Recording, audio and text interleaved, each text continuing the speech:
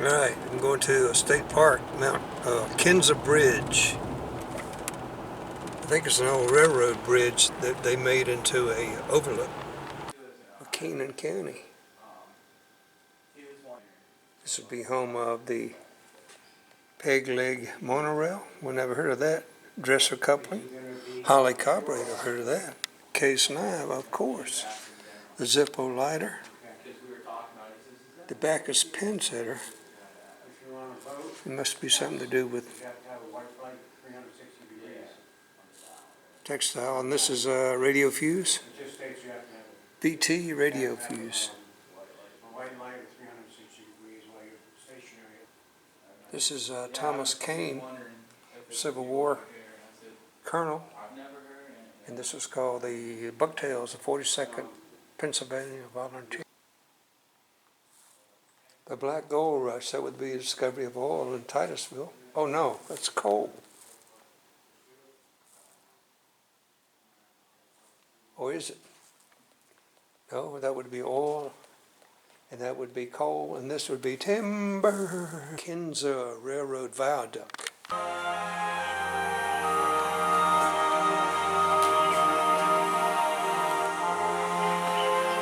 In north-central Pennsylvania, there lies a monument to the past, to the power of natural forces, and a spectacular feat of engineering, the Kinza Skywalk, a remnant of the world-renowned viaduct. Construction of the stone piers began in 1881 under the watchful eye of Thomas Kane, a Union officer in the American Civil War and president of the New York, Lake Erie and Western Coal and Railroad Company. In only 94 days, more than 3 million pounds of iron was used to build 20 support towers. The viaduct soared more than 300 feet above the forest floor. At the time, the Kinza Viaduct was the longest and tallest railroad bridge in the world, and was called by many the 8th wonder of the world. The viaduct offered a brilliant shortcut. Locomotives could now transport lumber, oil, and coal across the deep valley in the Allegheny wilderness to markets in Erie and Buffalo. Due to gusty winds through the valley, trains had to slow to 5 miles per hour when crossing the viaduct. But even at this slow speed, weekend excursion trains provided a thrilling adventure for $1 per person. Market demands increased and trains grew larger and heavier to keep up. The iron viaduct couldn't support the extra loads. By May of 1900, only 18 years after it was built, construction began to replace the iron columns with stronger steel towers. In a few short months, the Kinza Viaduct reopened for traffic. And for 75 more years, freight and passenger trains made the slow but exciting journey across the deep valley. Eventually, heavier trains, the slow speed limit, and maintenance costs took their toll. The Kinza Viaduct was closed to all traffic in 1959. 4 years later, the Commonwealth purchased the viaduct and surrounding acreage to create Kinza Bridge State Park. Sightseeing tours began again in 1987, bringing visitors from near and far.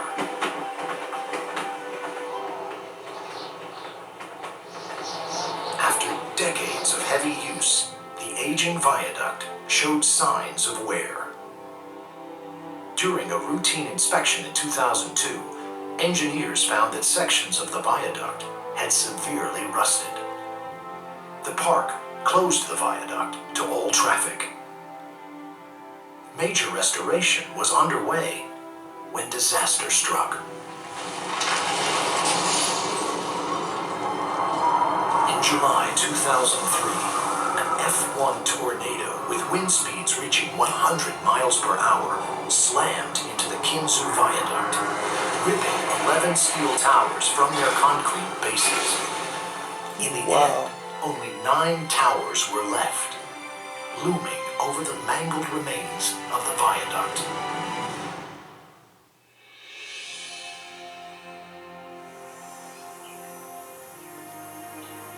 Although partly destroyed by the tornado, the park reimagined the viaduct, turning this disaster into an opportunity to create a spectacular new attraction.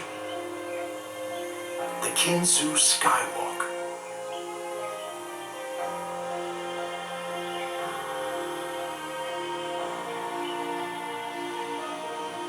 Standing hundreds of feet in the air, the skywalk offers breathtaking views of the valley below.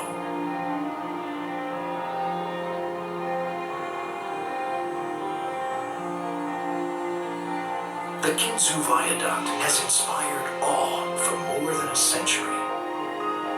Today, you can walk along the tracks that once hauled lumber, oil, coal, and passengers, and experience this extraordinary structure that has stood the test of time.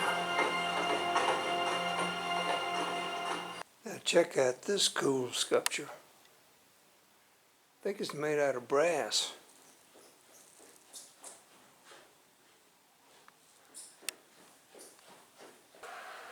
This guy You can't flew pull up anyway because you're too his close. airplane And after you go through and under, then it underneath comes the to you. Oh my God. viaduct. Well, after I did this, the instructor said to me, "Do you know of anybody that went under that bridge?" I said, "What bridge?" He said, "The Kinzu." I said, "I don't know why." And he said, "Well," he said, As the tallest and longest bridge of its time, the Kinzu Viaduct embodied the spirit of the Industrial Revolution. Cargo and sightseers rumbled across the viaduct for 120 years until an F1 tornado toppled the viaduct in 2003.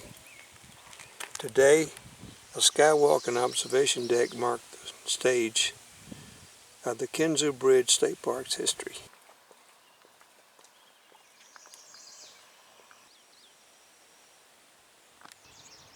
I do believe the rain is coming. Look at this, I got a glass floor. I got a feeling it's going to start pouring rain shortly. It's a sort of an eerie feeling walking on this. Looking way down, way down. Down, down, down. Uh-oh, here comes the rain. That's amazing that the tornado blew that down. F1 tornado. Here comes the rain, I gotta haul butt.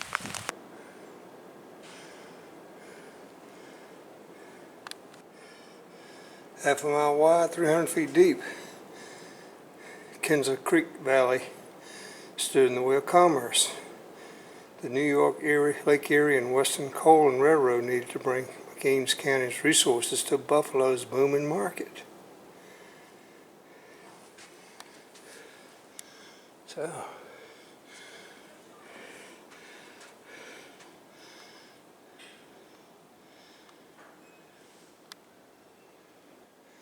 the Statue of Liberty will fit underneath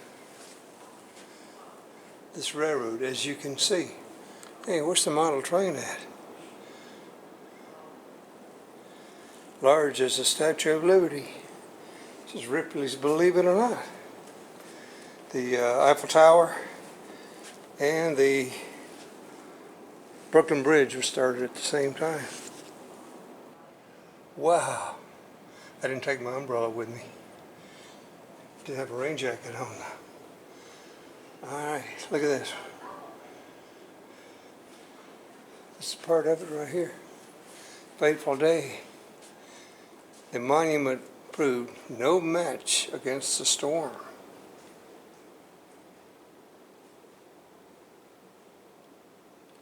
The anchor bolts were the weak link. right here. This would be Smoltsville.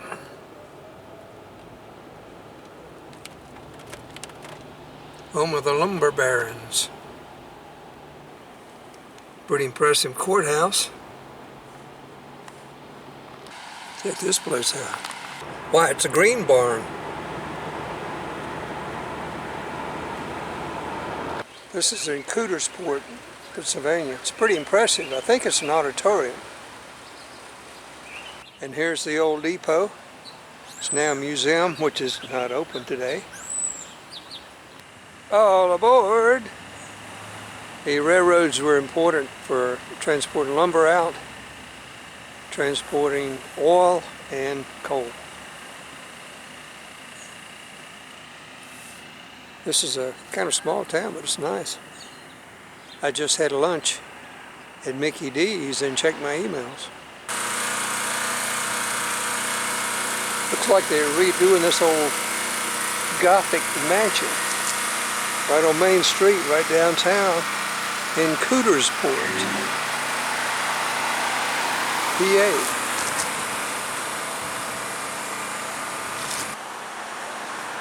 Now here's what I can't figure out. The Allegheny River runs through town.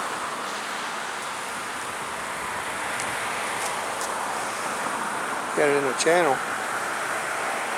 All right. I was confused about the Allegheny River. Look at the courthouse. It actually starts in Pennsylvania. Whoops. Starts in Pennsylvania and it runs down,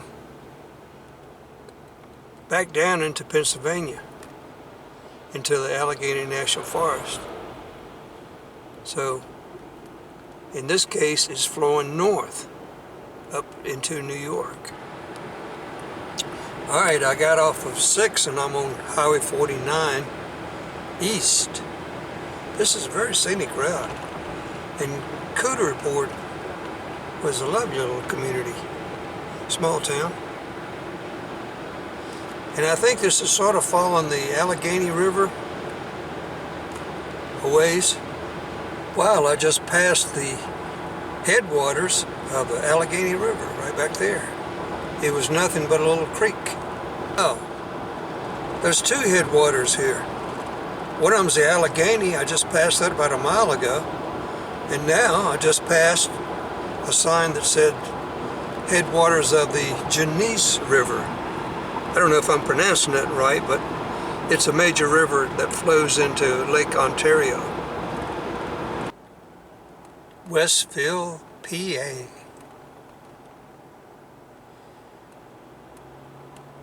Alright, I'm at Lawrenceville, not Pennsylvania. I'm on the New York side, the north side of the lake. And I discovered a Corps of Engineers campground. I'm hoping they'll have a site. Oh, I spoke too soon. Now I'm in Pennsylvania. What's going on here? Oh, okay. I'm going under the Highway 15 bridge. It's pretty cool. Here's my campground tonight in Pennsylvania. On Lake, ooh, I can't remember the name. Pretty nice area. This is a Corps of Engineers campground. And gosh darn it, I can't remember the name. I like this part here. This is the sort of tent area. And there's nobody here. This is a Saturday. Boat launch down there. Appropriately named the Meadow.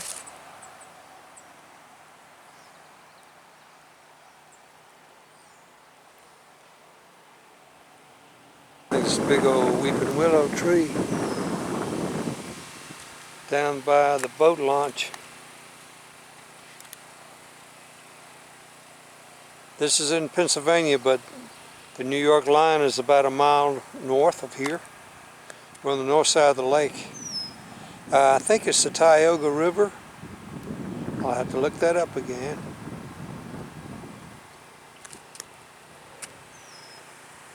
This is nice. I got a chance to dry all my stuff out. Now I'm just resting. Look at all these flowers blooming. I don't know what they are. And here's some yellow ones.